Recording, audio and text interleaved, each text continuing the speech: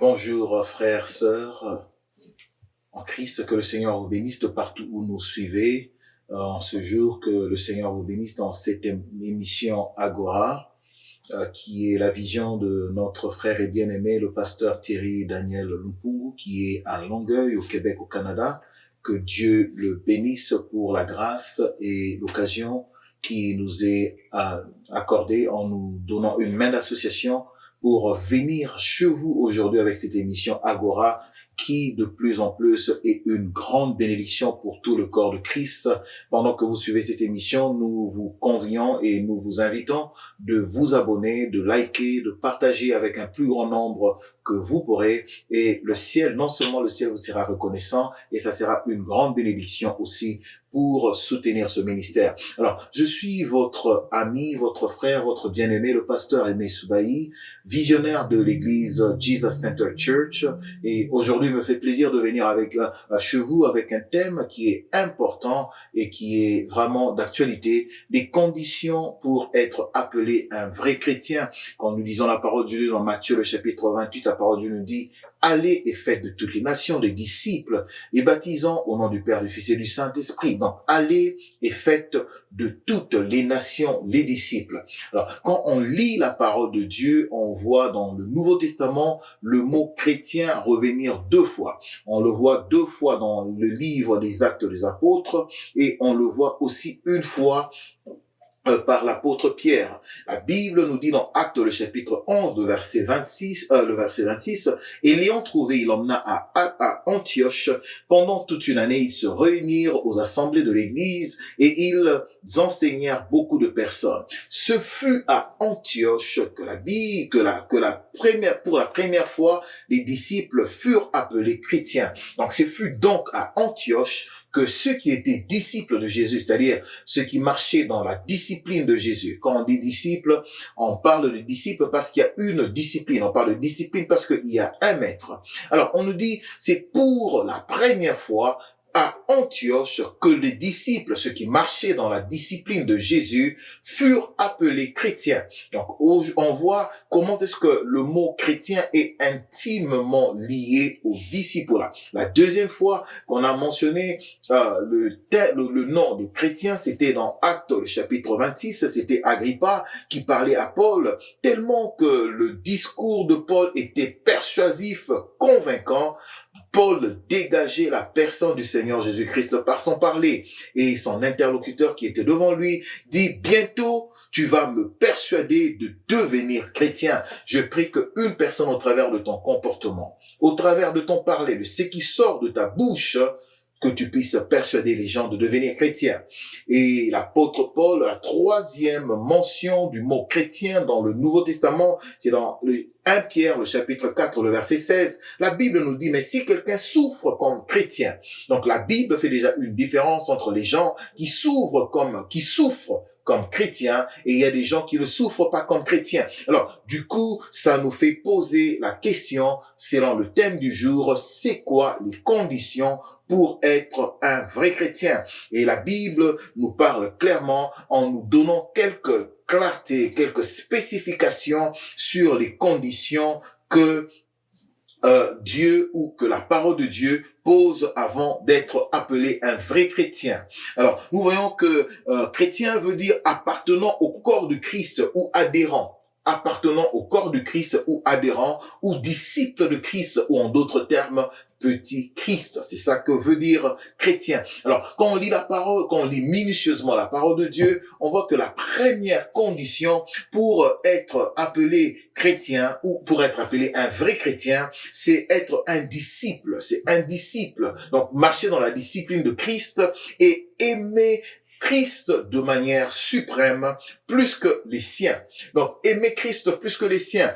Car la Bible nous dit, dans Luc, le chapitre 14, verset 26, que si tu aimes ton père, ta mère, tes frères, plus que le Seigneur Jésus-Christ, tu n'es pas digne, en fait, de suivre le Seigneur Jésus-Christ. Donc, un vrai chrétien aime le Seigneur Jésus-Christ plus que tous les membres de sa famille. C'est ça la condition pour être un vrai chrétien. La deuxième condition pour être un vrai chrétien, c'est être un disciple encore qui aime le Seigneur Jésus-Christ plus que tout. Donc, non seulement tu aimes le Seigneur Jésus-Christ plus que les siens, mais tu aimes aussi le Seigneur Jésus-Christ plus que ta propre vie. Parce que la Bible nous dit dans Luc 14, le verset 26, que si quelqu'un vient à moi et s'il ne hait pas son père, sa mère, ses enfants, ses frères et ses sœurs et même sa propre vie, Donc le premier verset ici de Luc 14, 26 s'applique à la première condition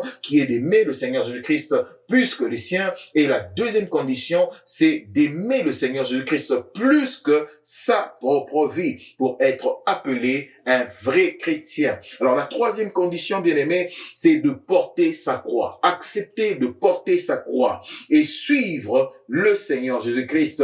Toujours dans Luc, le chapitre 14, le verset 22, le verset 27, nous avons lu le verset 26, maintenant nous lisons le verset 27. La Bible nous dit, et quiconque ne porte pas sa croix et ne me suit pas ne peut être appelé mon disciple. Porter sa croix, bien-aimé, c'est accepter volontairement de souffrir à cause de Christ. On appelle cette catégorie de personnes les amis de la croix. Accepter volontairement de souffrir pour Christ. C'est-à-dire, même si je n'ai pas de quoi nourrir mes enfants, ma famille, mais au lieu de me corrompre, au lieu de me compromettre pour trouver l'argent, j'accepte de perdre, j'accepte de résister au diable pour me garder dans la pureté, dans la sanctification, pour ne pas rater le prix de la vocation céleste. La quatrième condition, bien-aimé, pour être appelé un vrai chrétien, bien-aimé, c'est être un disciple. Vous voyez, quand je parle du vrai chrétien, je ne dissocie pas avec le disciple encore. Donc, c'est être un disciple qui renonce à tout ce qu'il possède. Donc, tu possèdes des choses, mais tu renonces à tout ce que tu possèdes. Je suis toujours dans le 14e chapitre de Luc.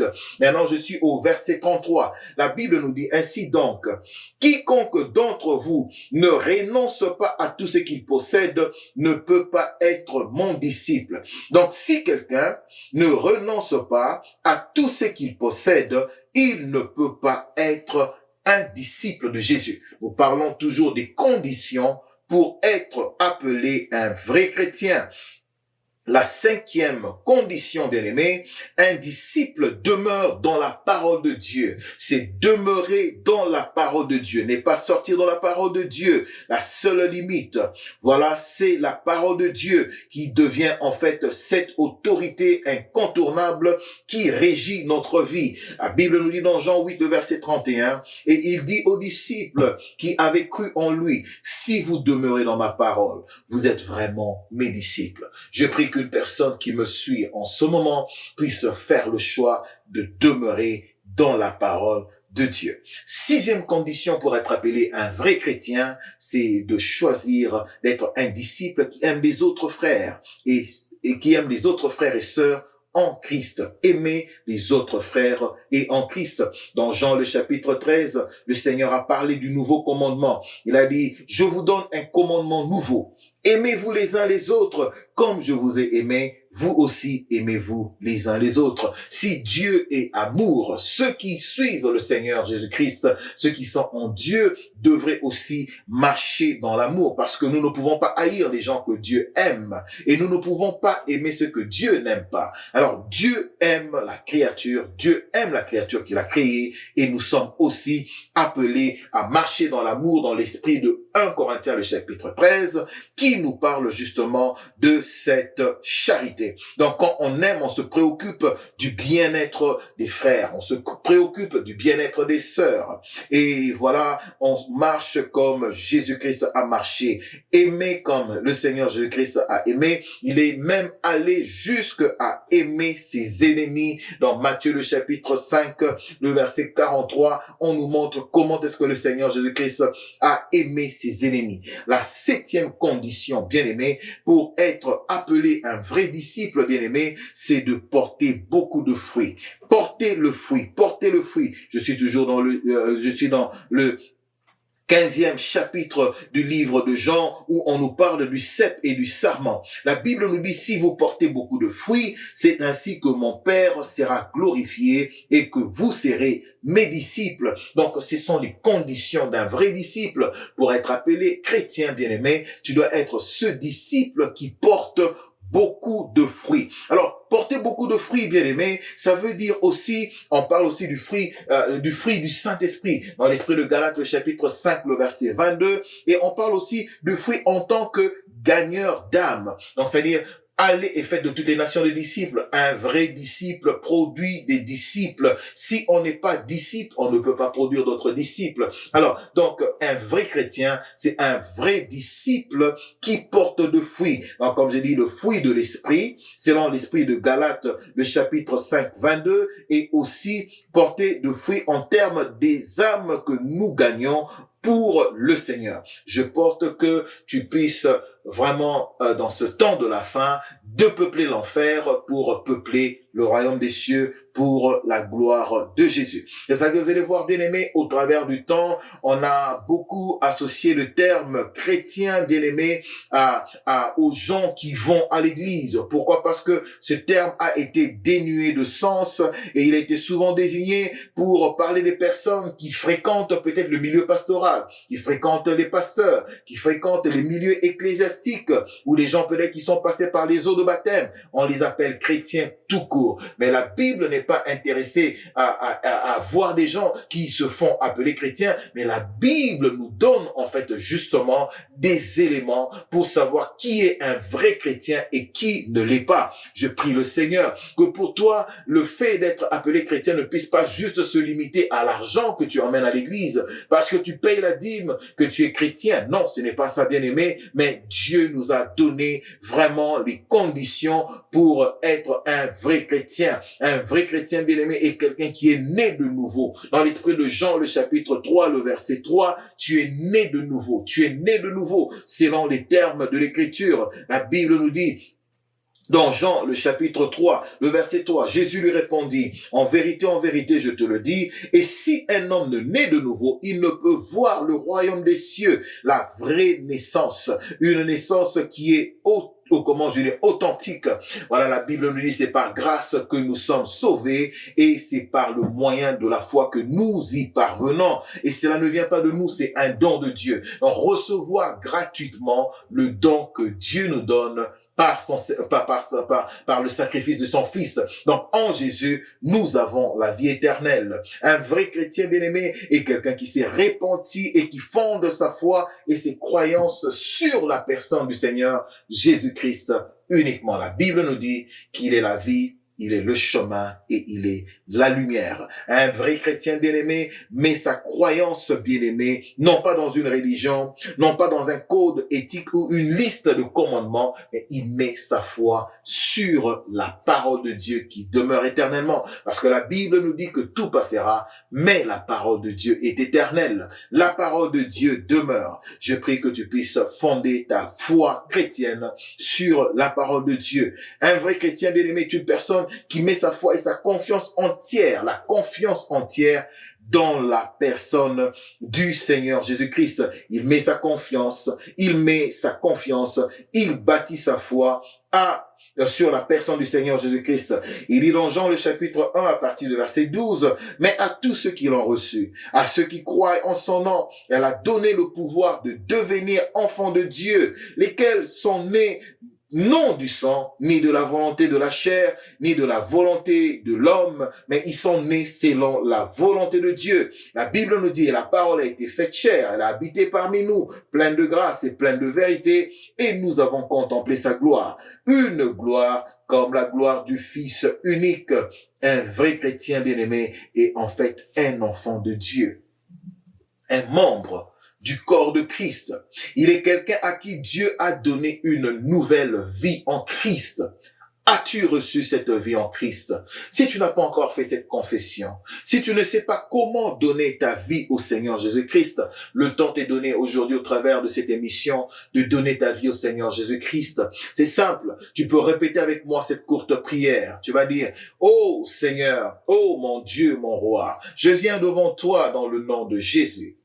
Je reconnais que j'ai péché. Je reconnais qu'en dehors de Jésus, je n'ai pas la vie. Je reconnais que c'est à cause de Jésus c'est à cause de mes péchés que le Seigneur Jésus-Christ est mort à la croix. Il a porté tous mes péchés. Moi qui devais être à la croix, le Seigneur Jésus-Christ a pris ma place. Je reconnais que je suis pécheur. Mais parce que Jésus-Christ est mort à ma place, je suis justifié par son sang. Par son sacrifice à la croix, j'ai la vie éternelle. Tu vas dire, mon Dieu, mon roi, je te donne ma vie au nom du Seigneur Jésus-Christ.